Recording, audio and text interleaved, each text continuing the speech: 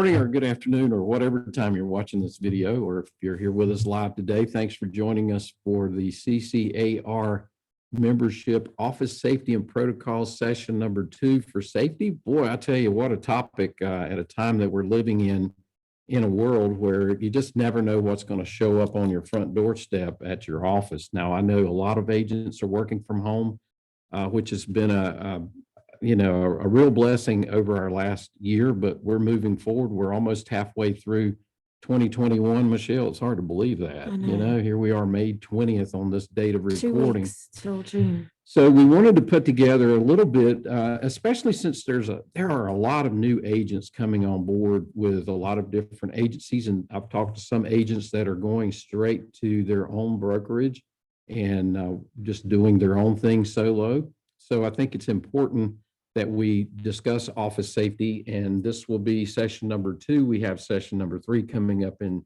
June next month, and that'll be a really interesting one where we do more hands-on stuff and give you some ideas of what to do for your personal safety. But as we're talking about office safety, obviously the management of every office is responsible for having a safety plan.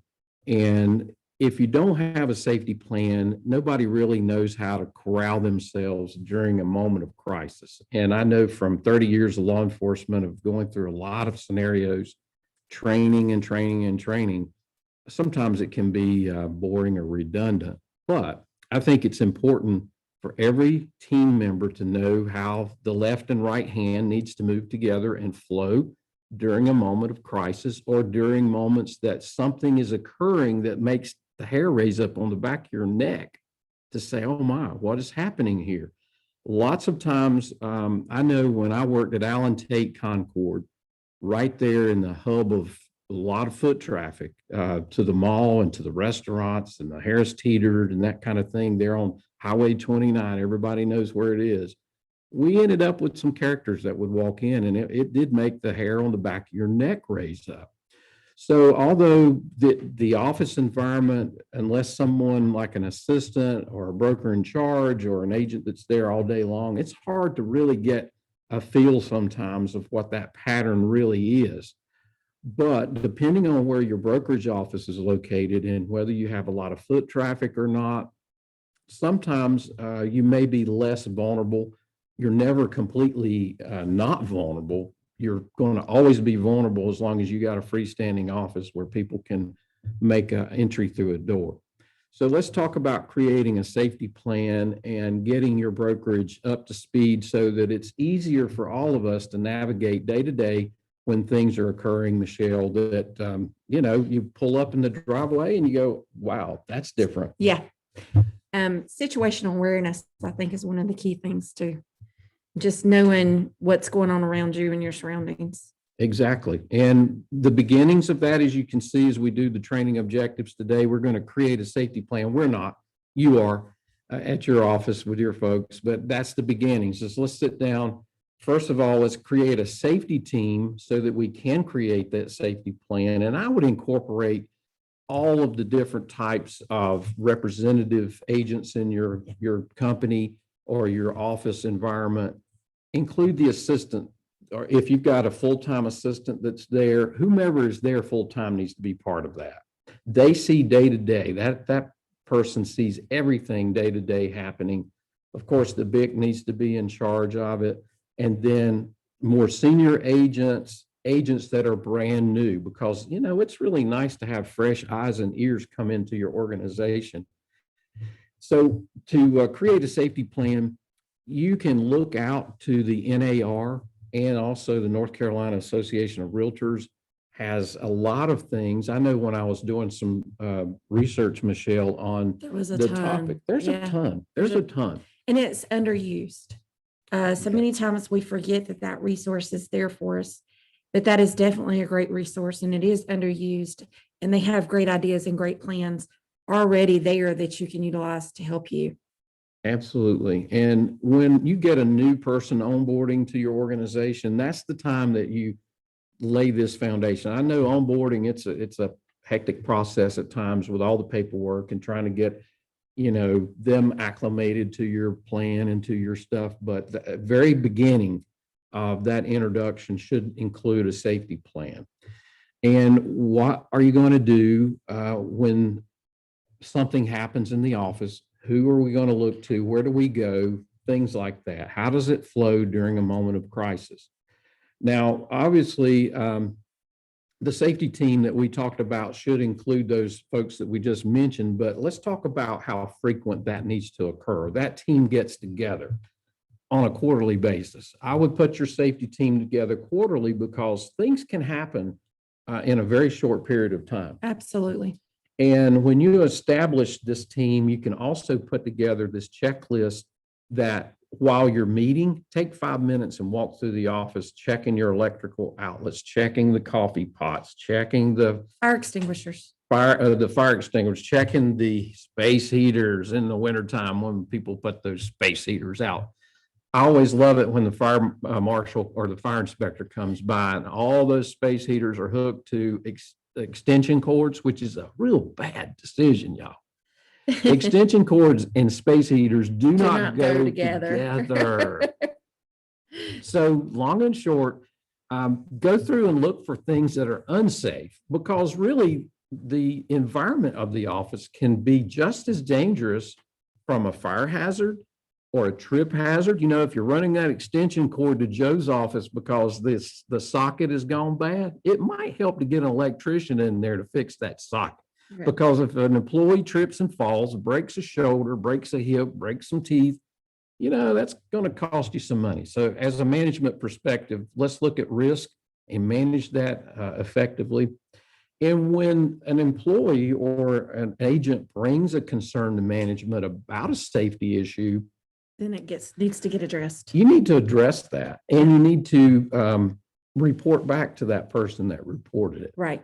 That way it makes that associate feel like, okay, you listened to me, you reacted, and they feel valued, and we've reduced some risk and mitigated our losses in case there is a claim for injury and that kind of thing. So I would do quarterly safety team meetings and then do those safety monthly inspections with that safety team. Take 10 minutes, meet. Okay, folks, we're meeting at 10 o'clock this morning. We're going to do a safety check. Let's just walk around and take a look at everything. I would also ask your contractors when they come in, like your HVAC technicians, ask them if they see anything in their work areas where they're checking It your needs to be systems. fixed. Yeah. If there's anything looking kind of weird or funky that might have an electrical issue, and always stay on top of your maintenance of your equipment. I think that's important. So let's talk about internal. We're talking about internal conditions, but I think one thing that would be very helpful is to have some signals in the office to help people understand that there's movement, or there's an ability to see movement of people that might be creating or starting to create some concern. Problems. Yeah. Windows. Oh my goodness. Some windows, you go into offices and they've got them plastered with all kinds of signs, You can't even see out. You can't see out. So please. And more importantly, somebody can't see in. So if something's going on, they can't see in. So you want to be able to see in and be able to see out. It's very important to be able to have that access and have that visibility.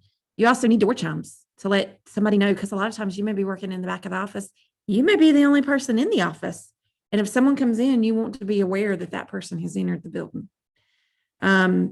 Another thing you could do is the placards, and I really like that idea. Let's talk about having placards. And this came out of Columbine, and none of us really want to think of that type of issue at any of our offices, but you can't say it won't ever happen. So I would do what the school does. If you want that plan, I'm sure the school will get it for you, or we can get that and make it available for you. But the colored placards, they incorporate those in the offices. So if there is an injured person during one of your situations, God forbid that there's a nut that comes in shooting people or taking hostages, and we can alert law enforcement so that they know, because if they see that red placard in the window, they're going to know there's an emergency.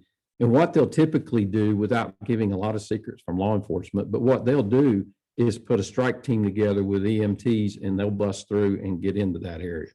Now, we won't go into all the police stuff that I'm used to dealing with in 30 years of policing, but you never know how that's going to go. So if you've got your green placard, yellow placard, the green is everybody's okay where this office is. Right. Like in this part of the office, if you've got a multi-window office with different floors or whatever it might be, however the configuration is, have those placards in each separate office window space, so that, not in each window, but you know what I mean, in each office, so that they can be placarded up after the employees or associates can hide themselves or get into a position where they can relay that information to law enforcement. One thing I think is really good is to have an opening procedure and a closing procedure in place. When an opening person comes in, they are to come in and do a sweep of the whole building at Right. the work area. Make sure no one's come in overnight. Check for windows, doors, There's- glasses, make sure nothing's broken and that there's no smell of fire or any smell of Anything. out of the anything that's normal. different. Yeah. Yeah, because somebody might be in there smoking a little weed and that would be a signal. I mean, anytime you walk into a room and you smell skunk, it could be a skunk, but it might not be a skunk. It might be And a skunk smoking this. I'm weed. just going to add this. A lot of people are probably sitting here thinking, oh, this will never happen to us. Why are we going through this? Guys, it can happen. It has happened and it will happen again. I know of a church in the local area that recently the pastor was in the church. He heard something. He started looking, a door was left open. And when he walked into the sanctuary, he smelled marijuana. And they ended up finding the young lady. And anyway, long story short, it can happen. So if it can happen at a church, it can certainly happen to us. Real estate offices are usually inviting to clients and inviting to anybody. Right. And, if it's after hours, obviously you're going to lock down. You're going to have agents coming and going. We'll talk about external conditions here in a little bit, but lighting is important. When the time changes in the fall, I hate those days because I hate that 5 o'clock getting Oh, me dark too. time. And it makes for all of us to be a little more vulnerable because the general visibility has decreased with the darkness as it's starting to get dark in those types of the season. So having good lighting on the exterior of your home or your office rather is important. Bad weather policies. Every organization should have a bad weather policy because if there's a hurricane, we're not going to work during a hurricane. But if there's a tornado warning that's spawning, bad weather here, we may be 180 miles, 160 miles away from the beach, but we can have tornadic activities and we can have the storms like we're currently seeing across the country develop in a very rapid way. So once we have a situation and you're stuck at the office, having that central location to go where windows aren't going to explode in, just having a safe place for your employees to go or know where that place would be during those bad weather times. Because you may have clients in there from out of town that's come in from Maryland for the day or the weekend. You could be there by yourself with your clients doing a weekend caravan tour with your people looking for a home. And a tornado warning comes up and it's a really bad situation. Yep. So know where your safety zones are within the building. And that's usually a room in the central part of the building that does not have access to windows and glass to break out and hurt people. Right. And I remember the tornado that came through in February of 2019 or not. Yeah, the tornado. It set down within, 200 yards of my house. So I do remember that. So it can happen here. Yeah. Each office should have an evacuation plan for emergencies. Offices should have flashlights and spare batteries. You should have them in a common place in the event that there is a power failure. If you have a tornado and it touched down close, chances are you're going to have a power failure. Guys, these things are important. We should have. You need an evacuation plan, not just for fire, but for anything to get people out to a safe area, safe environment. You should also have first aid kits. They should be inspected quarterly and they need to be replenished. And guys, I'm also going to add this because it wasn't added in. Have somebody trained in first aid and CPR. A defibrillator can certainly save a life. So those things, you need to look at and have in place so that you would be able to use them readily. And chances are the community college or one of the local firefighting departments would be glad to come in and do some AED training on that machine, on that instrument.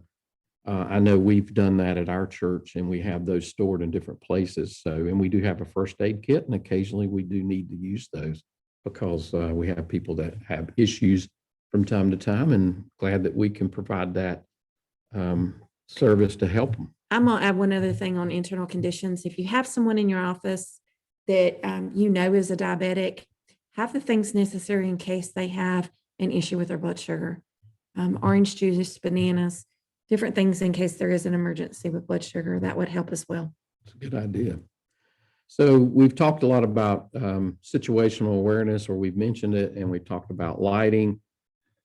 If you're getting ready to leave the office, make sure you've looked out before you just pop out there. Take a quick look from your window or from some other vantage point of where your car's located in the parking lot, and never take a chance just to pop out. And I know, man, when the kids are texting you and you got to hurry and get home, you got to get to ball practice, you got to get to dance recitals. Holy smokes. We're in a hurry. We just got to go. Slow yourself down for 10 seconds. 10 seconds will not matter in the scheme of things, right, whether or not you go home today safely or not. So please take 10 seconds, take 10 and look out, verify that there's not anybody hanging around in the parking lot and that you can get to your car safely. If you feel like in the back of your hair is raising up scenario that you see something happening or a suspicious truck, van, that might be able to grab you and throw you in the truck and a van and haul you away, make sure you're getting somebody aware of that so that you're on the phone as you're walking to your car, watching everybody, and someone on the other end is listening, kind of like the buddy plan that we talked about in session 1. That will be very helpful as you leave. We just want you to be able to get home. Now we're going to talk about my favorite topic. Yay. Data control and wire fraud. Yikes. Sounds like Colonial Pipeline needed some help. They did. We all do. We do. One of the things that's important is to have that data control within the office. Personal information, confidential information are contained in our files, guys. We need to limit who has access to that paperwork. Locking those files up. I know a lot of people have went to digital. It's important to make sure that if in the event you are hacked, that those files cannot be easily accessed. And every agent should be responsible for the data retention methods that they're using to store their client data. That's been one of my biggest concerns recently. I know of several companies in the area that have been attacked recently with ransomware, and it's cost them hundreds of thousands of dollars. And that's not paying to get their systems unlocked. That's just trying to recover information and the files that's lost. And then you don't know, did they hack those files? Did they have access to those files? What are they going to do to our clients? If they're holding us for ransom, are they going to do the same to our clients? It's very important that we take the necessary precautions and the means to protect our clients' information. Also our employees' information. As an employee, if your files can be easily accessed as well. So it's just important for us to take care of that. And as 1099 contractors, that information, somebody has to hold that information. So just make sure that it's protected and make sure you have regular backups of that data in case there is computer failure. And I'm not sure, maybe this is a good question to research and get back with the crew, but I know I carry like $1 million personal liability policy. Yes. And I would hope all agents carry a personal liability policy umbrella for yourself. And I don't know if data is covered, data breaches are covered with that or not, but it might be a good topic for us to research and get back to you on. because I know I store files electronically in the cloud with iCloud. That's where I store all of my stuff. And some of you probably do the Google Drives and whatever else, Dropbox. And there's a ton of different areas. And normally those are fairly safe, I would think, but you never know. You never know. And one other thing I want to mention while we're talking about this subject, I used to be in accounting. And so one of the things that was drilled into my head very early on was that we have a 3-stage backup system. So you store it on your computer, you store it on the cloud, but you should also have an external hard drive that's kept somewhere else that you can store your information on. Mm-hmm. So if the cloud gets hacked, your computer gets hacked, guess what? You still have your information. You keep it regularly backed up and you store it. It's kept offsite. It's not kept where you keep the other information. So that's a good thing to try to get in the habit of doing. Any paper files that are expired that you need to get rid of, you need to shred those. Don't just throw them away. A couple years ago, do you remember when a company went out of business and they threw all the personnel files away? Yeah, it was on Channel 9. I mean, they were going through the files there at the trash. And they had social security numbers and people's names and address. They had everything they needed to hack them. Yeah. But just make sure that you shred those. So retain from throwing anything in the trash, which can be recovered. Wire fraud, guys, this is huge. It starts with communicating with clients, the nature of how we communicate with them and the steps to take in case they get something that they don't trust. Only opening emails from a trusted source. And sometimes we look at an email and it looks like it's from, a lender that we've been dealing with, but I promise you, if it doesn't come up the way it normally comes up, it's probably fraud. So just be mindful of that. Never, ever, ever, and I cannot stress this enough, email wiring information to your clients. It should come from the attorney and it should come in an encrypted file. There have been agents that I've talked to recently that have done this, and I'm like, don't do it. That opens us up for so many different things.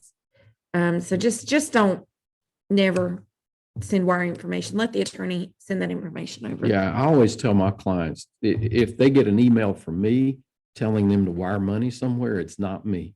Exactly. That I'm not going to give them that information, nor should anybody except the attorney, or they can call the attorney's office from, a publicly listed number. Right. To dial in and then talk directly to the person to get those instructions verbally. Yeah. And make sure that, when they look up the number, they're calling the attorney's office themselves and don't call for them. I want to back up before we get to a kind of an ending point here in this session, Michelle, and talk about security cameras, because I in my haste of getting some of this together this week, I did not put security cameras. But we don't have to have it on PowerPoint to talk about it. Security cameras, I think, are very helpful. They're not as expensive as they used to be. There's still some vendors that will put you a system in fairly cheaply, but I do recommend having some type of security cameras in place in your office for nothing more than just having the ability to go back and review if there has been a break-in overnight or over the weekend, and you can provide that evidence to the police and maybe make, some arrests and put those people where they need to go. Long and short, it's just a very good practice to have good cameras recording to the cloud. I would not have a system that's going to record to your computer in the office that can be easily removed. So if you can figure out a way, and now this is just me personally at home, I bought the Blink cameras at Amazon. Actually, I bought them at Best Buy, but they sell Ring. them. And you can do Ring, you can do anything that helps you see, because like when we talked about a little bit ago, if there's something going on at the office parking lot, or maybe it just seems weird, you can call in and you can see if nobody answers the phone when you call your office, but you see 14 cars there, that might be a sign that there's something going on. So I don't know that management would give full access to all the different agents to look on a camera inside or not, but at least somebody should be alerted that has the access, and then they can check the visual on it and make sure everything is okay. Yep. So that could be part of absolutely. your security plan is who's the person with the access to the cameras. So if there's a problem, we can call that person. They can look at the cameras and get Right. access. And it's also a great deterrent.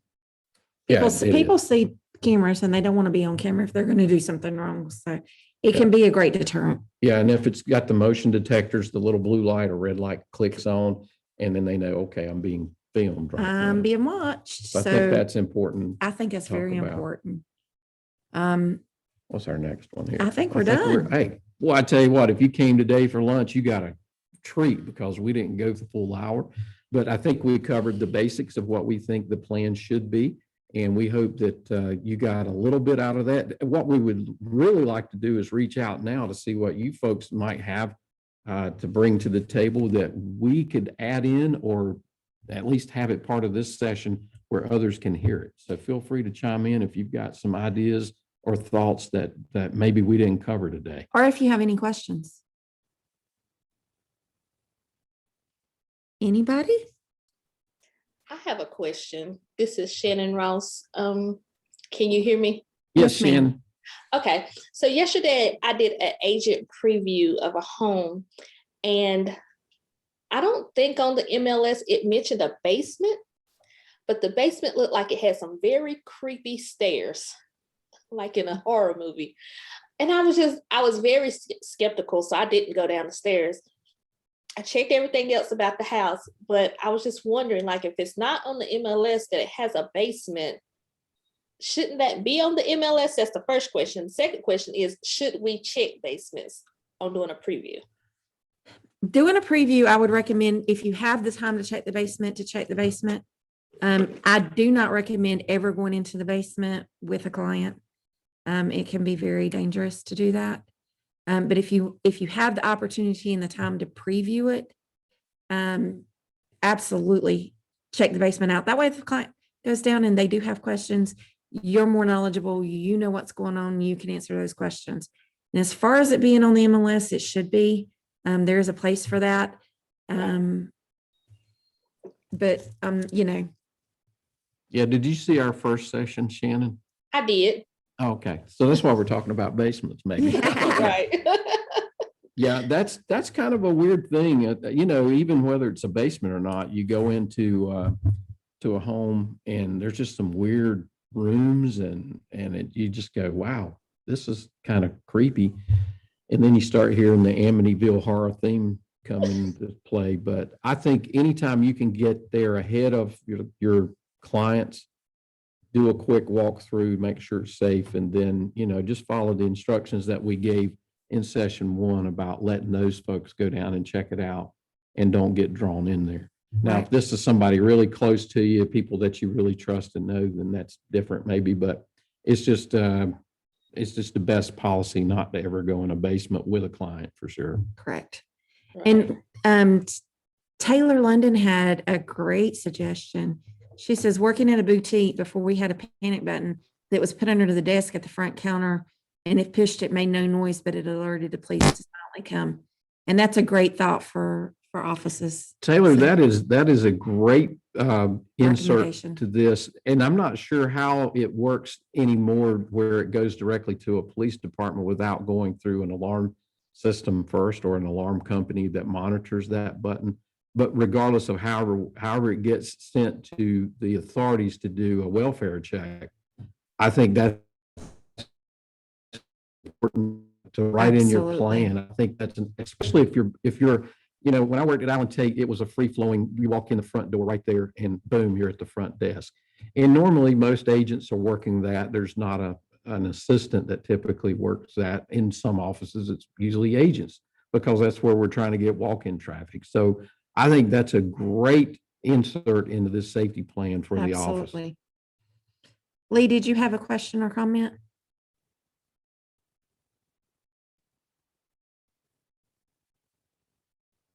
Guess not. Does anybody else have any questions? Comments, concerns?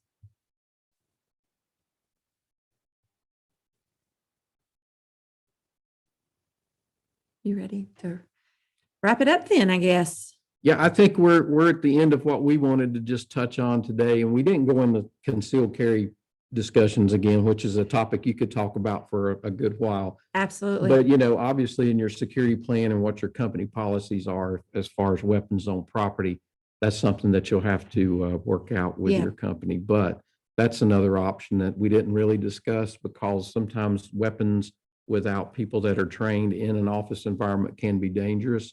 And it's just another discussion for another day potentially. But thanks for joining us today. And if there's anything we can ever help you with, me and Michelle's always available, and we really Absolutely. appreciate you guys, and look forward to session 3 in June. I am excited about It's going session to be 3. fun. It's going to be fun, and we're going to do some hands-on things during that next session. So if you can, come out and join us. We'd love to have y'all here. Megan, do you have anything? Morgan? Nope, you guys are good to go. I will make sure that I get this after I find the link. I will make sure that I get it up on the YouTube channel so that you guys can share it. Thank you so Thanks. much. See you guys. Bye, Thank you everybody. guys. Have a good day. Y'all Bye. too. We appreciate each and every one of you.